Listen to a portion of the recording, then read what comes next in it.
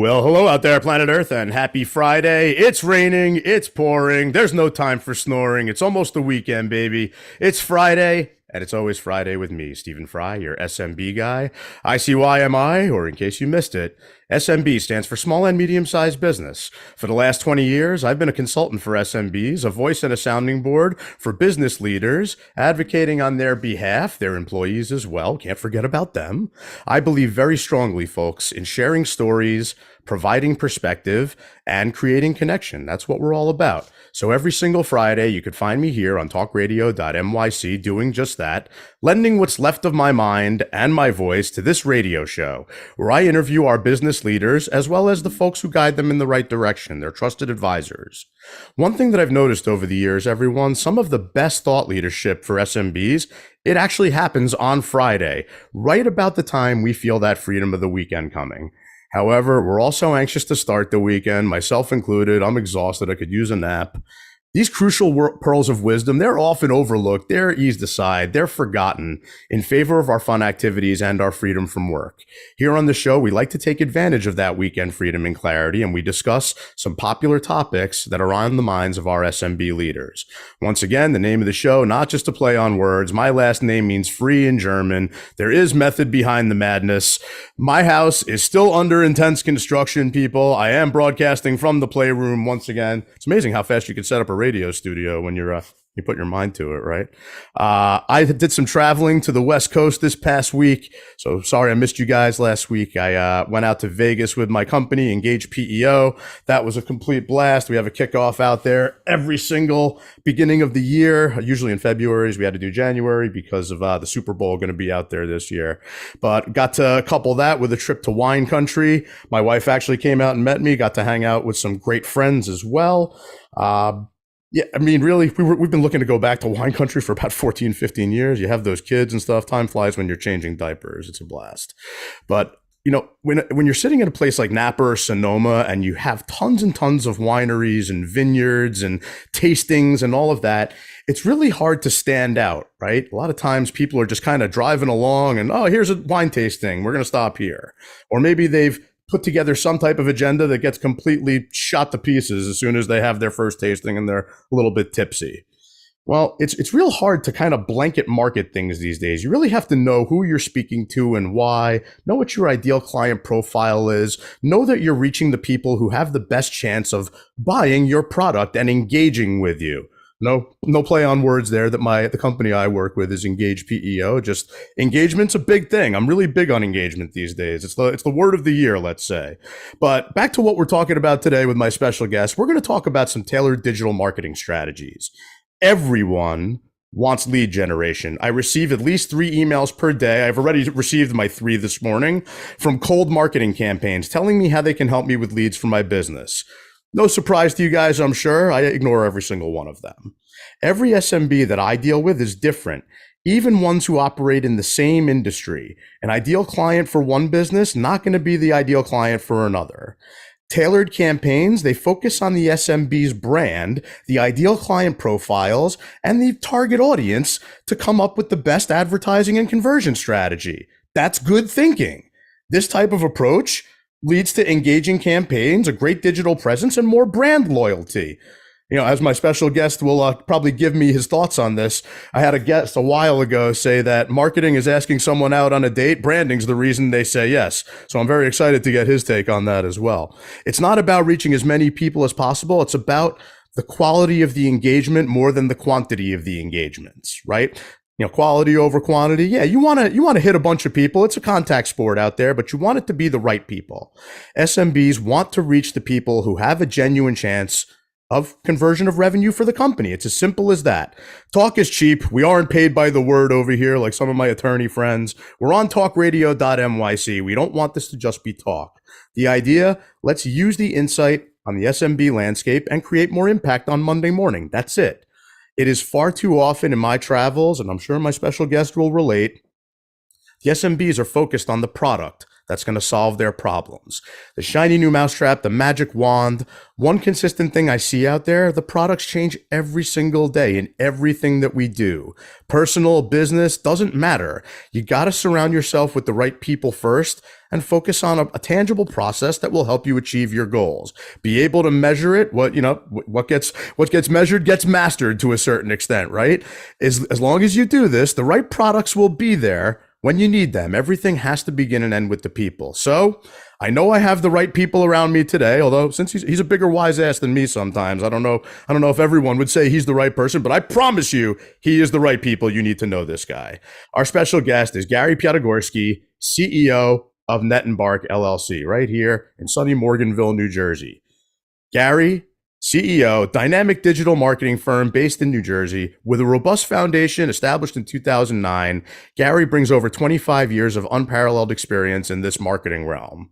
Beyond the professional endeavors, Gary is a proud part owner of the NPSL minor league soccer team, Christos FC, reflecting his passion for sports and community engagement.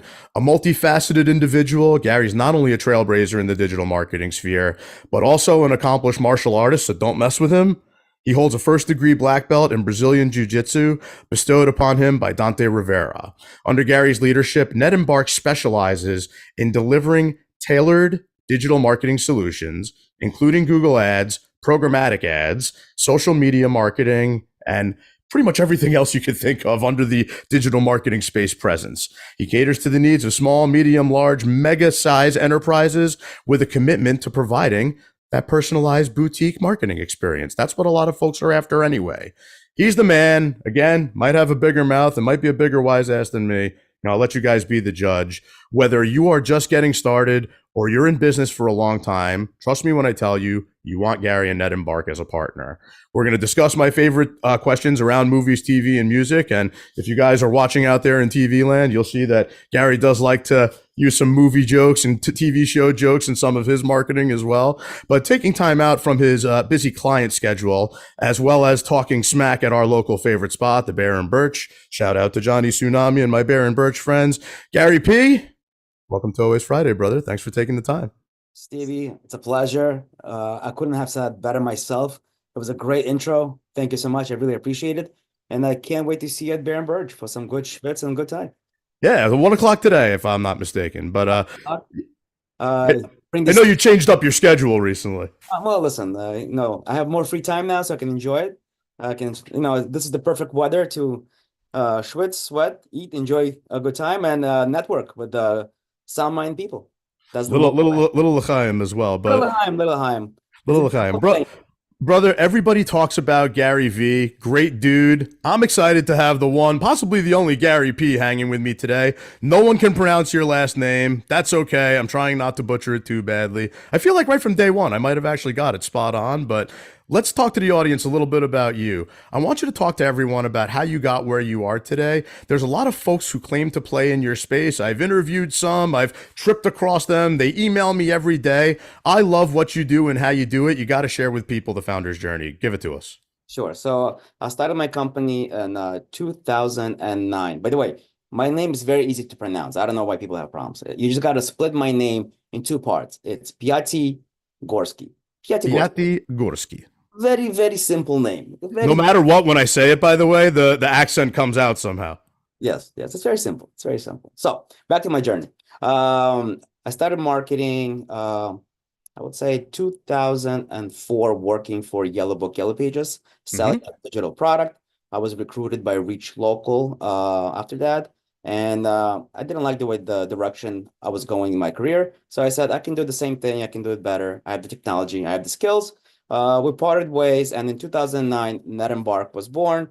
The company I started was in Brooklyn, New York. The beautiful thing about this is I started my company. I had $1,500 in my bank account. I moved in with my girlfriend at that time. Well, my wife, not my girlfriend at that time. And I said, honey, let's do this. And right now, I grew my company to over 350 active clients. We have national and international outreach. And again, we do anything digital. So in terms of going from point A, point B, point C, it's a journey with a lot of fun and adventures, interesting clients, and And one thing that I pride myself is that I'm not really a marketing company. I'm more of a consulting company because Yes. the beautiful thing is when people come to me and ask me about certain things, what's going on in the technology world, what's going on cross-cultural world, uh, I'm there to help them and assist them with that. So that's pretty much simple signups. I couldn't agree more with the idea of being a consultant, which means something a little different to everybody these days, because everybody's a consultant now. So, but being a consultant, it lends itself to the idea of learning about your people and having them learn about you and learning together where everything's going to connect in the middle. And that's what's important here. Like, I can't, I'm sure you do too, even as a marketing company, but the amount of cold campaigns that I get with people who have no idea who I am, what I do, what I'm looking for, and why is insane on a daily basis. And just like, and I know that there's a reason they're doing it. Somebody's latching on somewhere, but it's really hard for me to imagine who. Exactly. Exactly. See, my favorite thing is this. It might be a completely off topic. So I get calls from my clients pretty much 24/7, which my wife hates it. But when I started my company, I put myself in the position to such extent where I used to get a call at 11 o'clock at night. It was my Russian window cleaning guy. It was, hey, Gary, do you know what's the sales tax in New Jersey for products is? And of course, I Google it right away. I'm like, here you go. So I position myself in the center of their business. So this way, if anything comes through, they have to come to me, and I'm there to help them and guide them in the right direction. Right direction, that's the key. Because if you ride in Yeah. the wrong direction, then you have a problem. Yeah, and it's one of my favorite things I cite here is the thoughts of Alice in Wonderland. If you don't know where you're going, any road will do. So it's look, I like a happy accident once in a while, and there's nothing cooler than tripping across revenue and opportunity. But it's a lot more fun knowing that the success. It's a lot more of a security type of feeling, and it just gives some solace in knowing that your success is kind of planned and you can expect certain things out of it, right? I like that you guys, and I know we're going to get into this when we dive a little deeper into the method behind the madness, but the idea that certain things are data driven, again, what gets measured gets mastered, right? If you can take a look at certain data points and really learn from them, great. But life isn't all data points, right? Even if you talk about financial services and things like that, yeah, there's certain data points that you could really look at. But then you're going to have at some point some type of qualitative overlay. And that really kind of comes from getting to know your people and seeing where you guys connect in the middle, not just at the local sauna club that we hang out at all the time. Exactly. Exactly. So, we got to take a break coming up here in just a second, but, I really want everyone to get the idea from our discussion today about how personal this is. Like, again, I'm a business guy. I'm the SMB guy. I talk about business to business everything all the time. And I know a large part of your work does that too, but businesses are still made up of people. When I talk to businesses, if I use this example all the time, if I line up 10 plumbers, 10 electricians, whatever, and I ask, what do you do? I'm going to get some very similar responses amongst the industry people. But when I ask them about the founder's journey, like, and you tell something like, I had $1,500 in my pocket. I didn't like where my direction of my career was going. I could do it better myself. That's the stuff where you get the 10 different stories from the similar business owners. And you start to also get a feel for who they are and what they're all about. And the idea, I've said this before, ICP, when we were kids, was insane clown posse to me. But ideal client profile is a very important thing. Not only do you want to know who your ideal client is, you want to know who your not ideal client is too. I agree with you 100%. 100%. So that's very good, and that's probably a first. I feel like you're always up for some type of debate. So I love that you're in full agreement with me. I'm very excited for the talk we're going to have here today. I'm so excited you're here, available to join me, Gary. We're going to take a quick break. We will be right back with Gary Piatigorsky. Close enough. Close enough. Gary Piatigorsky, CEO of Net Embark, right here in Central New Jersey. Stay with us, everybody. Are you a conscious co-creator? Are you on a quest to raise your vibration and your consciousness? I'm Sam Leibowitz, your conscious consultant, and on my show, The Conscious Consultant Hour, Awakening Humanity, we will touch upon all these topics and more. Listen live at our new time on Thursdays at 12 noon Eastern Time. That's The Conscious Consultant Hour, Awakening Humanity, Thursdays 12 noon on talkradio.nyc. Are you a high-achieving, growth-oriented leader? Are you interested in developing your authentic leadership while creating a healthy, inclusive workplace? Hi, I'm Dr. Mira Brancu, host of The Hard Skills on talkradio.nyc at 5 p.m. Eastern on Tuesdays, where we discuss how leaders develop the hard skills needed to make a greater impact.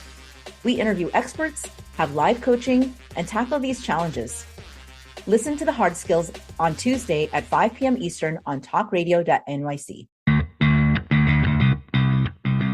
Are you a business owner? Do you want to be a business owner? Do you work with business owners? Hi, I'm Stephen Fry, your small and medium-sized business or SMB guy, and I'm the host of the new show, Always Friday. While I love to have fun on my show, we take those Friday feelings of freedom and clarity to discuss popular topics on the minds of SMBs today. Please join me and my various special guests on Friday at 11 a.m. on talkradio.nyc. You're listening to Talk Radio NYC. Uplift, educate, empower.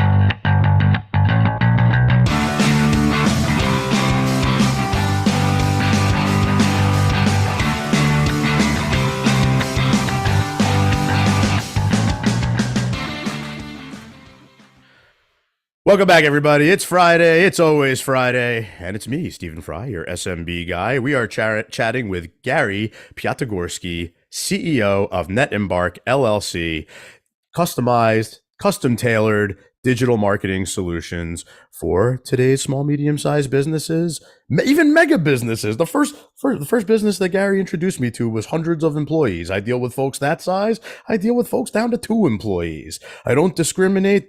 Businesses that are 2 employees just getting started could be 200 by the next year. I've seen it happen plenty of times over 20 years.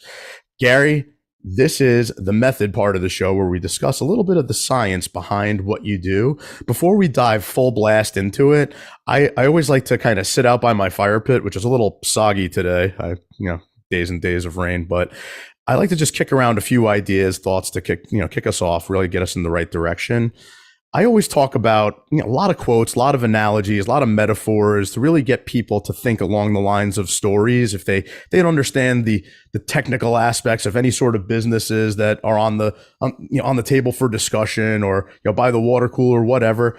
Just in terms of analogies, metaphors, I always think about the custom tailored suit versus buying something off the rack, right?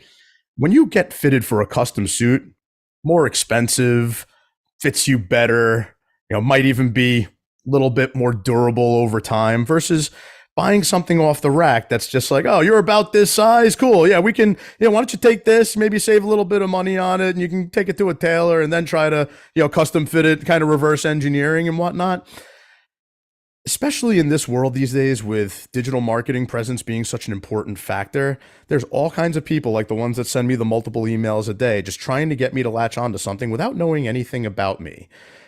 Customizing the suit so it's the best fit for you and the best image for you. Like, not to say that that's necessarily branding, but going back to the idea of marketing is asking someone out on a date. People get asked out on dates all the time, but not everyone's going to say yes. Branding's the reason they say yes. And branding has a lot to do with how you show up everywhere, right? So, what do you want? How do you want to show up? Do you want to show up as buying something off the rack, or do you want to show up as the custom tailored suit? And again, all of these businesses, even if they're in the same industries, some of them, they all got started for different reasons. They all have different ideal client profiles. They all have different, even within their industries, things that they like to specialize in, things where they can really show their best selves, right? So let's get back to you and the custom tailored digital marketing solutions. The method behind the madness. Gary, NetEmbark, the idea with this segment is to talk about exactly what do you do, how do you do it, and how do you go to market for it? I know you love to network just like I do. I see you with some of my networking cohorts that are, whether they're local or around the country, you're hooked into some of the same crazy circles that I am. But lay a little bit of the method behind the madness on us. I know this industry has tons of it right now. Yeah, so for me, is I have to identify who I want to work with, who are my clientele. yeah, we have a nice, huge array of different industries and verticals that we work with, but I know certain verticals that I know inside and out. So it's a lot easier for me to overcome any type of adversary that the client presents me with. So uh, for me, I love doctors. I know the medical field inside and out. A lot of companies that similar to me hate dealing with doctors. For me, I enjoy it. I know how they work. I know how the doctor's mind work. The doctor wants patients in the door, and if I can show him that the system we can provide for him can drive those patients through, he's gonna be my client for life because they hate changing their current strategy because once they see the patients coming in, they're mine. So identify who your ideal client is. That's number one. See how you can relate to those individuals. Number two, don't go crazy all around. Again, for me, when I try to cold call somebody, I already know businesses that's around that area, businesses that they're competing against because everything's online. You can check it out, and I use that to my advantage. So when I call an office, I tell them we work with this and this doctor, we work with this and this area. We can bring him this many patients. Are you interested? Just give me 5 minutes of your time. Just sit with me so I can show you exactly what we can bring to the table and how we can improve and optimize your current campaign or get you more business out of there. So number one, again, just like you said, just make sure that the suit you're wearing is the comfortable suit that fits you and you feel comfortable talking about that specific vertical. Number number two, have a team behind you that's going to support all your efforts. One of the biggest things that I see in this industry, somebody works so hard to get in front of the client. They pitch them, and now the client has to wait 2 weeks to get a proposal. So you're literally shooting yourself in the foot. So you have to basically make sure that you have a team around you that will support all the efforts that you're doing. That's more of shooting yourself in the face almost, but yes, absolutely. In the head, you're done. All the energy and effort that you did, they could close the client. The fact you're going to wait a week or 2 weeks to get back to them, that's it. You're done. You're out of their mind. That's it. You lost them. So providing the service and the energy to the individual speaks a lot. And of course, the follow-up. The follow-up is crucial. Honestly, when I close a client, this is what I tell them right away, my last words. Thank you so much for signing this contract. We're going to start immediately. The only thing I ask of you is this. If you're happy with the results, I expect referrals from you. And this is the best way to generate those warm leads after you did all that work. Yeah, of course. And just by asking them to tell you exactly like, oh, here you go. You know what? Let me open my phone. Here, I'm going to connect you to this guy, this guy, this guy, this guy right away. It's a great way to expand and branch out. From one single visit, you have 3 or 4 or 5 leads, warm leads available just from there. So not only that, not only do I 100% agree with you, the stuff that you do nowadays, Gary, like I have securities and insurance licensing and background, right? Like when you're acting as a trusted advisor, that way, or even just in the work that I do with small, medium-sized businesses with Engage PEO and with Fusion Employer Services, if you're acting as a trusted advisor, a very difficult but sometimes necessary question to ask people you're about to work with is, Mr. Client, can you take my advice even though you might disagree with it? I agree to 100%. So clients must hate me the first time they meet me. I am an ass, and I don't hide it. So when I first, that's for sure. Yes. So when I first meet with my clients and I tell them this is gonna hurt, and I take their whole marketing strategy, their website, and I destroy it. And I tell them exactly, this is your weak point, this is your weak point, this is what your weak point, this is ass. And I tell them straight to the face, you have to fix it. And even before we even start, like, I don't want your money until you fix these things. Because for me, I'm not going to take the client's money or take him as a client if the campaign's going to fail. If the campaign's going to fail, that means I failed my client. Yep, so, 100%. Yeah, so I would rather rip them apart the first meeting or 2 meetings and tell them exactly what needs to be fixed as a free advice, as a free consultation. Some clients hate it and they don't come back to me. Some of them love them because it's going to help them grow their business. So I agree with 100%. It's really hard to imagine the people that's the ones that can't take constructive criticism are the ones that be like, yeah, you know what? I don't like you. I don't need that. That's like the best kind of direction you can get in the kind of work that you do. It's an ego thing. It's an ego thing. 100%. 100%. So I'm not going to mention names, but it was a giant charter bus company in Manhattan that has 2 deckers, but I'm not going to mention names. They gave me when I just started my business, they gave me a challenge. They wanted to increase their conversion rate from 1.9% by 1 percentage point to 3%. I was able to get a conversion rate of 3.5%. And I met with the owner, and they had a team of about 20 people, and I just ripped them a new one. I said, if you want to increase it more, I'll be more than happy to tell you, but you have to do these following steps. And because I actually told them what needs to be done, said, thank you so much for doing a great job, but we're going to go a different direction. Because you take the criticism of what needs to be done in order to increase the conversions. You know, it's very common these days, even in job interviews, if people are looking to go work for somebody, where they'll be like, "Oh, here's what we need you to tackle," and they like ask for a complex presentation and plan, and here's the roadmap, and they go, "Oh, thanks a lot for the work," and then they take it and they run off with it and they go and hire somebody else. Even in my travels, I've seen that happen so many times where I've said to people, just if you get into that situation, just hand them a consulting agreement, hand them a contract right when they ask you for that. Exactly.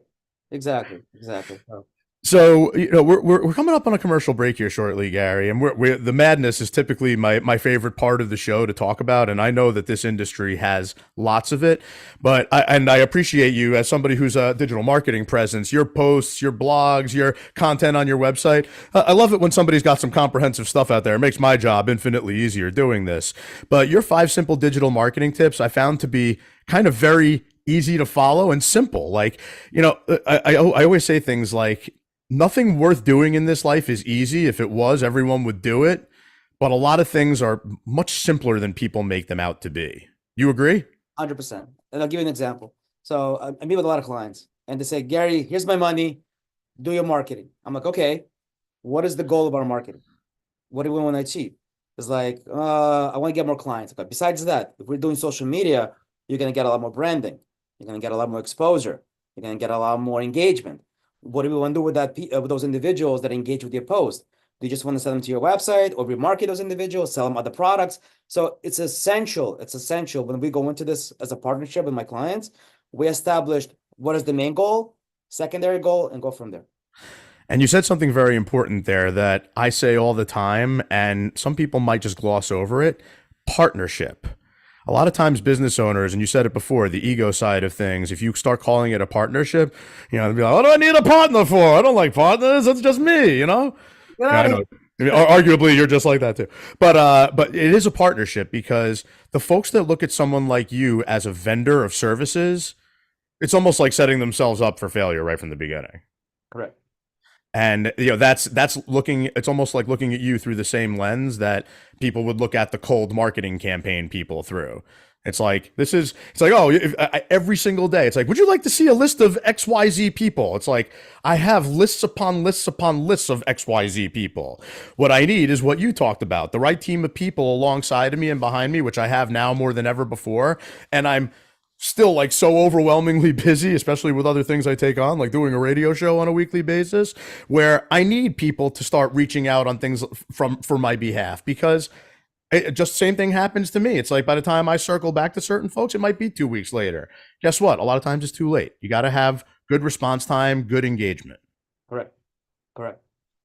So I'm definitely curious to hear more about some of the folks that you partner on, both internally and externally, because I know you do a ton of networking out there on the circuit. We got to take this quick break. I'm excited as hell for the madness piece, and I saw some thoughts and content in some of your rhetoric out there that I wanted to beat around with you. But let's take this break. We will be right back with the one, the only Gary P for Piatigorsky, CEO of Net Embark LLC, right here in Monmouth County, New Jersey. Stay with us. Hey everybody, it's Tommy D, the nonprofit sector connector, coming at you from my attic. Each week here on talkradio.nyc, I host the program Philanthropy in Focus. Nonprofits impact us each and every day, and it's my focus to help them amplify their message and tell their story. Listen each week at 10 a.m. Eastern Standard Time until 11 a.m. Eastern Standard Time, right here on talkradio.nyc. What really drives success in business? Introducing Intangify, the show that explores the intangible assets that create value and growth. I'm Matthew Asbell, your host and an attorney focused on innovation. Join me Fridays at noon Eastern to discover how innovation, culture, and other intangibles shape thriving companies, from startups to established businesses. We'll share strategies to unleash your business's true potential. Tune in live on talkradio.nyc Fridays at noon Eastern and intensify your business today. Were you an essential worker during the pandemic? If you needed to learn stages of epilepsy, did you depend on advocates? Did you use new innovations to cope with mental and neurological issues? Maintaining high quality of life and keeping good mental health are what we all strive for. I'm Frank R. Harrison, host of Frank About Health, and each week top healthcare influencers, professionals, and innovators answer these questions and more. Stay tuned on Thursdays at 5 p.m. on talkradio.nyc, and I will continue to be frank about health with all of you. You're listening to Talk Radio NYC at www.talkradio.nyc. Now broadcasting 24 hours a day.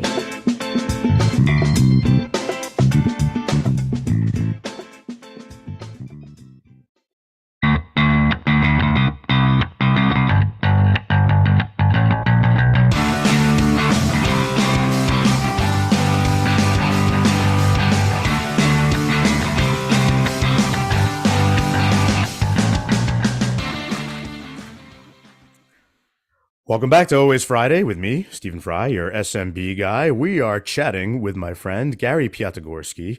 He's the CEO of NetEmbark, custom-tailored digital marketing, campaign solutions, all of the above for your small, medium-sized, large, mega enterprise business.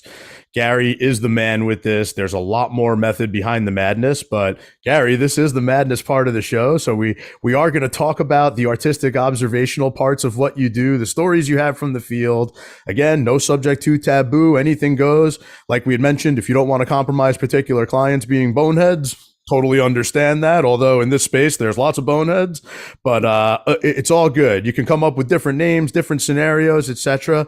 Like I'd mentioned in the last segment, you got some really fun posts and studies and a lot of cartoons and pictures. I'm a visually stimulated guy. That's why I like to screw around with the green screen all the time.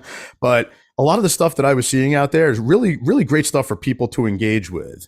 And this was one of my favorites, talking about social media users saying what they want in their content, right? And the number one thing is they want it to be funny. Shocking, isn't it? All of us are always laughing our asses off at all the different social media crap that we see. And, I talk about in the very beginning of the show, Gary, people first, then good process, before you start worrying about products. You know how many people I know in the work that I've done over the years that just show up and throw up product knowledge? Guess what, people? Informative is number 4. So, I don't know. That really got me going on the world of madness. So, you want something to be funny. Sense of humor, like a little bit of laughter is tacit approval from your audience. Like, that's like a sign of people giving themselves over and opening up a little bit more. No shock that they want things to be funny. But, you want to have a good knowledge base. You want to know what you're doing, but you got to be likable. Comes more with the funny side of things. You got to be trustworthy, which is, comes with time. Like you gotta be able to prove yourself over and over again, which, you've been in business. This is the 15th year? Damn, big doings, baby. Yeah. I can't believe I'm over 15 years old, but yeah. Me either. And anybody else who meets you definitely would say the same thing. Exactly. But here's the funny part about this. So we all know that bad news sells. And the reason unfortunately. Yeah, the reason why bad news sells is we feel horrible, we feel anxiety, we feel that we're not in control. So we need to basically fill that hole in, and we do it by shopping. So, but if you want to get good engagement, funny post. So exactly. So we have to have a nice equilibrium, a nice midpoint of having sales information, happy information, sad information. And that's why if you look at my profile, you'll see how the engagement is going from marketing, business, funny information. So it's all about having the right mix, the right strategy in place. And it's not an accident that bad news sells either, Gary, as you have seen yourself in traditional mainstream media outlets. Like you're sitting there just watching CNBC, like, for those of us that deal with finance related endeavors, if you sit and watch CNBC or Fox Business News all day long, it'll be like breaking news, this is the sky is falling and nothing's happening. It's nothing. It's an addiction. It's a dopamine drip. So basically, absolutely. Every time we see the bright colors, anxiety, our panic level goes up, we get engaged, we stick to the TV. So, and for the news companies, the more engagement there is, the more advertising dollars they can get in. So it's a never ending cycle, Yeah. and a vicious one at that sometimes for the wrong reasons. But again, getting back to this, funny, what makes people laugh? That's another thing where everybody's got a little bit of a different sense of humor too, right? Just like everybody's got a different founder's journey in the businesses that they start. Yes. So, what makes one person laugh might not make the other person laugh. All the reason more why a marketing strategy needs to be custom tailored for the business so that you're reaching the right people for the right reasons who can buy from you. Yes, it's very important to have a good HR as well, because some of the posts that I post right now in this environment are being flagged a lot by my HR. Thank God. So otherwise, before the 2016, 2015 year, you can post whatever you want, but now you got to be very careful, and not everybody has the same sense of humor as you do. So you got to be very careful with that. That's for damn sure, or else this world would be probably a little uncontrollable. Exactly. So give us some of the madness, bro. Like, there's so many topics we can go on these days. I'll argue all day long, and I have on this show, that everybody says they want lead generation. I talked about that with you a little while ago, but what they're really looking for is lead engagement. It's like, not only the company I work for called Engage, like, engagement is such an important thing. If you have something that's funny, the engagement is better rather than buying something out of fear, right? A lot of times that's never the right reason to buy something. It leads to wrong decisions. So I'm going to engage into this topic right now, and by bringing AI. So just like you said, AI, right now everything's AI. AI videos, AI photos, AI everything. Like, we can have this conversation, it could be AI. It's not real. But the point about AI, it's a great system, but it's also a stupid system. And by I mean stupid system is it's trying to optimize and trying to drive user towards engagement. It doesn't understand whether the engagement is good engagement or bad engagement. So Right. We work with a lot of different AI software companies for our marketing, for our clients. And we're very careful when we set up goals to, like you said, you have a whole list of cold calling leads, and you put in the AI system, it can do automated calls, automated emails, automated messages. But if you don't put the right rules in effect, it's going to be a total show. I'm not going to say what show, but it could be a PG-13. I'd say more on the long lines of a horror movie, probably. Yeah, exactly. Horror show. There you go. Thank you. Yeah. So the beautiful thing is when we set up campaigns for our clients, Google, Facebook, or other companies, they're giving you all these tools, and they basically want you to automate everything. Say, here's your topic, here's your product, here's your ideal customer base. Just plug it in and stay back, and we'll do the rest for you. So we don't do that. We do a combination of things. When we set up a campaign like Performance Max or AI social campaigns, we really, really, really have to see who's the audience, because there's so much crap that they push in. Again, they don't understand the type of engagement you're looking for. So that's the madness. The madness is there's so many tools available for you right now to find those right leads for you, to find the right audience, but it doesn't mean it's going to follow what you're thinking. So you have to put a lot of fail safes. You have to have like a roadmap where you develop, this is my ideal client, this is the age, this is the interest. This is not what I'm looking for. I'm not looking for this geographical area. So most of our time is brainstorming with our clients. We have these calls to see exactly, look at this audience engagement. Look at this audience engagement. Is the AI doing the right job? Is the AI doing the wrong job? And then Right. if we have to oversee and step in and make the changes and even make a manual campaign based on that data, this is basically what it's entitled to. This is my job as a consultant where it comes in, not a marketing agency, because a marketing agency just here, go, leave it and forget it. We dive in, we dissect, and we improve based on the information that's out there. So that's the crucial thing. Yeah, and again, being able to use some of the data too. You can't make completely data-driven decisions with something like this, but use it to your advantage wherever you can. Question: do you remember Cambridge Analytica? Yeah, sure. So Cambridge Analytica was one of the biggest companies that helped our 45th president get elected. And prior to that, the reason why they were able to do it, the level of targeting of audiences was insane. I could literally, for my car dealership clients, I could find a person who had lease was expiring in 3 months, who was driving a specific car with a specific mileage, and if they're looking for a used or a new car. After the Cambridge Analytica lawsuit, Facebook, Google, all of these companies, what they did was they took all that data and they hid it from the advertiser. So they put it like basically instead of you pinpointing the right audience targeting options, they made it into a giant soup where they have everything in there. They know the data, but you don't. So this way you can't get sued by targeting that micro audience level. So that's why it's becoming more and more difficult to put all the negative audience signals in there to get that ideal client that you're looking for. So somebody who does as much networking as you do, Gary, and me as well, maybe you can identify with this too. How much does it drive you crazy? Like if you go to ask a prospective client about their ideal client profile, and not only have you could tell they barely thought about it, but they'll be like, yeah, like for a car dealer as an example, right? I don't know, somebody, everybody, anybody who's looking to buy a car. I got worse. I got a worse scenario. I have a local dentist, great dentist, huge practice. And I tell him, where do you drive most of your leads from? My office is in New Jersey, but I have clients coming all the way from Hawaii. I'm like, you don't understand the question. I know that you're going to have clients coming from Hawaii, but looking at immediate targeting, immediate campaign, where do you drive most of your clients from? And you have to make them think, I want this type client with this type of a service, probably within 5-mile radius, probably the income level, maybe a homeowner. So you're actually making them think who they actually need, and they're changing the entire marketing strategy based on your analysis. Yeah, I mean, that's, like it almost sounds like an egotistical thing too. It's like, I'm so good, I attracted somebody from Hawaii, like, which that's great. But did it come from leveraging social media? Is that how they found you? Exactly. And then again, you also got to do a deep dive. So like, okay, so again, I'll use them dealership for this as an example. Thank you. Russian accent. First time using these lips, no problem. I'm trying to speak with my mouth open. That's it. But what does the dealership specialize in primarily? Is it new cars? Is it used cars? Is it service? Is it tires? Do we have promotions?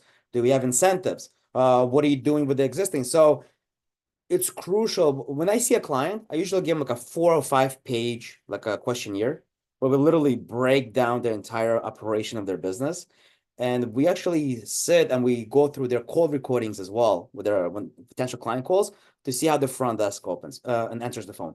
Because my biggest peeve is this: we do all the work, we drive crazy amount of traffic, we send you insane amount of leads. The client is ready to close, and the follow-up is not there. Either they don't pick up the phone, or the person picks up the phone doesn't understand what's going on. They don't know their information, and they lose the business. And they go, Gary, what's going on? I'm getting no business. And I tell them, come here, let's listen to this phone call. What happened here? So I feel great that I'm able to help my clients grow their business through eliminating these errors. But I have to deal with it like a old nonstop call saying, it's slow. What's going on? So I enjoy that. It's a lot of it is a reality check, too, in a lot of ways. Like some like what you just described for me as a sales strategy and business development specialist for over 20 years, a source of business report is kind of important, right? Just so you see where your business comes from. Not to say that this is going to perpetuate forever into the future, because that's what everybody likes to do. It's like when you're a financial professional, the first disclosure you have to make people sign is past performance is not indicative of future results. However, doesn't mean you can't learn something from it. Like, you should take something from it. Exactly. And and with COVID hitting, a lot of business had to pivot. They had to restructure everything. So everything they did before that worked had to be redone. So it was I say COVID was a great equalizer. Yeah, sure. Basically, where those companies that were not supposed to be in business are not in business, and those that have the mindset to evolve and grow are doing really well right now. In general, and I 100% agree with you, it is a big mindset discussion. There's 2 ways to look at anything, especially when you're talking about a global macro type of event like the pandemic. You can look at it as an obstacle that needs to be overcome and dealt with, or you can look at it as an opportunity to differentiate yourself. It's as simple as that. Exactly.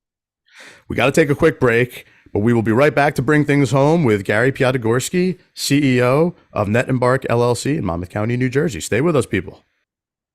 Are you a high-achieving, growth-oriented leader? Are you interested in developing your authentic leadership while creating a healthy, inclusive workplace? Hi, I'm Dr. Mira Brancu, host of The Hard Skills on talkradio.nyc at 5 p.m. Eastern on Tuesdays, where we discuss how leaders develop the hard skills needed to make a greater impact. We interview experts, have live coaching, and tackle these challenges. Listen to the hard skills on Tuesday at 5 p.m. Eastern on talkradio.nyc.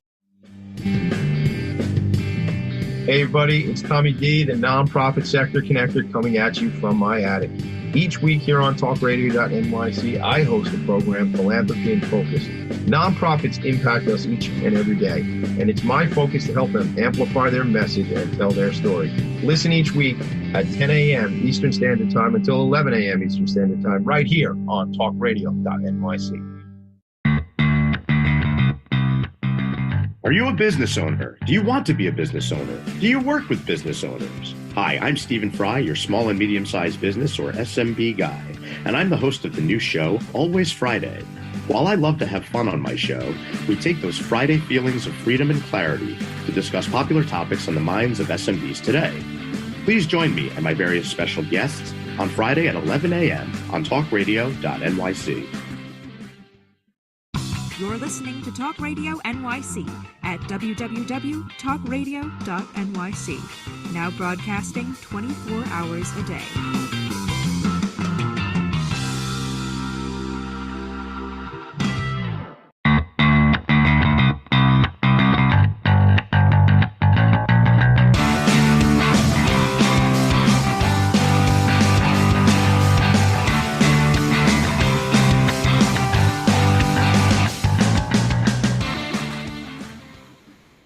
Welcome back to Always Friday with me, Stephen Fry, your SMB guy. We are talking with my pal, Gary Piatigorsky, CEO of NetEmbark LLC, digital marketing guru here in Central New Jersey once again.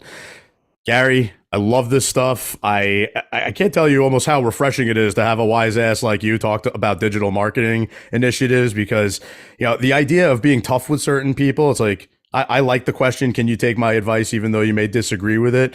You say, this is going to hurt. I'm going to rip apart your current strategy and tell you what you need to fix before we actually get started, so we're not building on a foundation made of sand. A lot of times I ask that question in the form of, Mr. Prospect, do I have permission to scorch the earth that you walk on?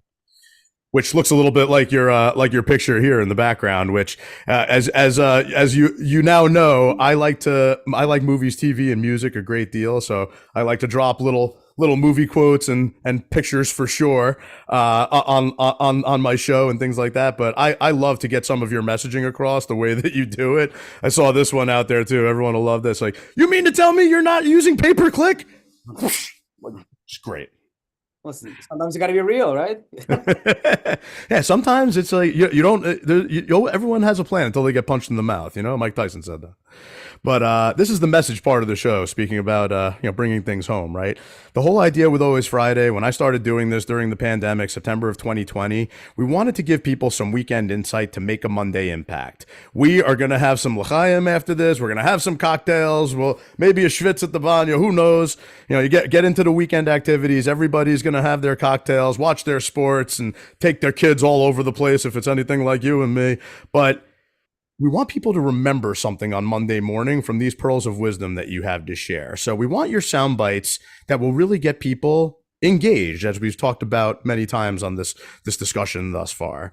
This is one of those things, Gary, and I know you've seen it all the time, where you talk about custom tailored digital marketing campaigns and solutions where it's on everybody's to-do list. And if it's not, I don't know what planet they're on, but like everybody's either kind of wanted to start this, half-ass started it, completely started it with the wrong partners. Again, if they consider them service vendors, that's a problem right from the beginning. But you know, I see you as somebody who's very well positioned to step in, whether it is a business that's first starting or it's one that's been around for a while and really needs to work on growing and maintaining the digital footprint. But give us some sound bites to leave with everybody over the weekend, in case this is the only part of the show they end up hearing. So for me, it's all about educating yourself, because the entire environment, marketing environment, financial environment keeps constantly changing. So if you're not educating yourself with the current events, current strategies, you can be in the gutter. Again, the reason why I come off as a consultant and an authority in my field is because I spend about 2-3 hours every week learning new strategies, learning what's going on in the field. And again, once you have that education, you have that information, and you have that implementation, you can go to any networking group, you can go to any chat, you can go any online group, and provide your points of wisdom and help people how to resolve any issue they have in a specific field. And pretty much once you position yourself as that figure, people are actually going to come to you. So education is crucial. One thing that I learned when, again, I deal with a lot of clients, like multi-million dollar national corporation. And one thing that I know for a fact is nobody knows anything. So I can Don't sugarcoat it, Gary. No, I can literally go in the meeting. I had a meeting with ADP, and I had their entire Indian team. They basically built out their entire infrastructure. And I was literally wearing my Adidas jumpsuit, like I always do, my little beanie. I don't wear suits. I hate suits. That's why I opened my company. Mhm. And I literally go into the meeting and I ask them specific questions about their strategy, about their product. And I rip them apart because I educate myself. As a CEO of a company, yes, I'm my employees, I have my analysts. If my analyst comes to me and I don't have an answer for him, I failed him as my CEO. So you Mhm. must educate yourself. It's crucial in order for you, A, to sustain your clients, to grow your business, and be that authority figure. So educate yourself. And YouTube provides you with a lot of free tools that you can just log in any moment, type it up, find the answer, easy peasy, bunch of breezy. What I was called. Back to the egotistical discussion. Like, I learn something new every day. There's a lot of crap that I know, and there's a lot of crap that I've done. I learn something new every day. It's like you're a jujitsu guy, right? Like, you still train all the time, don't you? 6 days a week. Yeah. Okay. So, martial artists are sometimes really good at getting this point across. It's like you can't be a know-it-all with these things. Just because you have a belt that kind of signifies to people, yeah, I've reached the top level, so I know everything type of thing. It's like, people like Gary train 6 out of 7 days a week. So it just to condition yourself. I'm 45 years old. I have bad knees, bad shoulders, bad neck, bad back. Yeah, we all got problems. Yeah. Otherwise, I'm perfectly healthy. When I roll with an 18-year-old wrestler that's still at the peak of his testosterone, over 200, like foaming at the mouth, if I don't train, if I don't put myself in bad positions, I'm going to be destroyed. So even with all these injuries, all these limitations, I'm still able to maneuver, control, submit, and educate and teach the person. My biggest thing is when my students are better than me, that means I'm happy. That means I got to push myself to be better than them. Otherwise, I'm not their teacher anymore. So you have to use that methodology in everyday work as well.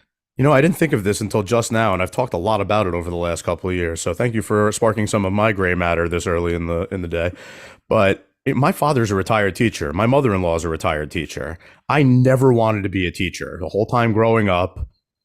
But at the older I get and the more traveled and experienced I get and the more wisdom I accumulate, I'm working with people in an educative kind of capacity anyway, right? But when you really think about it, calling yourself a teacher versus like an educator, really, like sharing your knowledge is being somebody who's an educator. Sometimes the teacher kind of stigma comes with somebody up on a soapbox pointing and lecturing and, possibly, depending how vintage the crowd is, possibly beating you with a yardstick or a ruler. So, just being able to share knowledge. People do business with other people who they like, they trust, and who they think know what they're talking about. That's it. Exactly. And again, even like a teacher example, how fast does the information change? I still have a textbook when I was in high school, and that information is like useless. You can't even apply it. So that's why teachers need to be educators, and educators grow themselves to be better individuals. So very much a mindset thing of continuous improvement and learning a new lesson every day. Gary, I thank you so much for joining me here once again. I know we've kicked around ideas of hanging out on the air together. I'm thrilled to death that we finally made it happen. And I'm even more thrilled that you're one of the closer people to my residence and my base of operation. So there's a chance we could actually share some cocktails later today before the weekend gets nuts. My door's always open. So before I let you go for the day, I ask every guest I've ever interviewed a couple of questions. Who is your favorite movie or TV show character? What's your favorite movie or TV show? What's your favorite musical instrument? And who's the artist you'd like to hear play it? Gives me a little bit of a peek into more of the personal side of them. And, again, kind of like you, I like using movies and movie characters to get some points across. So I love your Elf, Willy Wonka, and what was this, Lord of the Rings or whatever? It was just great stuff, man. But your favorite character, and this isn't a surprise to me because I know you like to be a badass, is John Wick. My favorite. Everyone's favorite ex-hitman that goes nuts over his pet and his car, like things that happen. It's just an awesome, like crazy action-packed story. But I think of John Wick as a badass. I think of you as a badass, right? And then you said, as your favorite movie, you said The Fifth Element, which is one that I remember, but I don't remember too much details of it. In the colorful future, a cab driver unwittingly becomes the central figure in the search for a legendary cosmic weapon. It's you gotta watch it. You gotta watch it. It sounds kind of badass. I mean, I just remember Bruce Willis was in it. That's the line of the movie is multipass. Once you remember multipass, that's it. You can. It's a fantastic movie. You gotta watch it. And you said your favorite instrument and artist you'd like to hear play. It's one of my most common answers given, and without a doubt, a big badass in the world of guitar playing is Jimi Hendrix. And he's the man. Miss him a long time at this point. Would have loved to have seen him. Badass guitarist, strung upside down, playing lefty. Something you got to do. You got to do what you can with the hand that's dealt to you. But don't try to do this marketing digitally thing all on your own, because you have kick-ass professionals like Gary and his team at Net Embark. So call him. Remember him on Monday morning when you get to the office. Gary, thanks again for joining me, brother. Really great to have you on. Pleasure. You're a man, a scholar, and a mensch. So such a mensch. Coming up next week, we're going to talk to my friend Christine Raynetz. She's the founder of Peran Design, graphic design firm. Also does some work with digital marketing partners like folks like Gary Piatigorsky. But she's a designer, so we're going to hear from her. She started her own firm a little while back as well. Until then, thank you for joining us here on Always Friday. We hope you gained some weekend insight to make that Monday impact. Have a great weekend. We will see you next week, Friday, 11 a.m. Eastern Time, right here on talkradio.nyc. Bye-bye, everybody.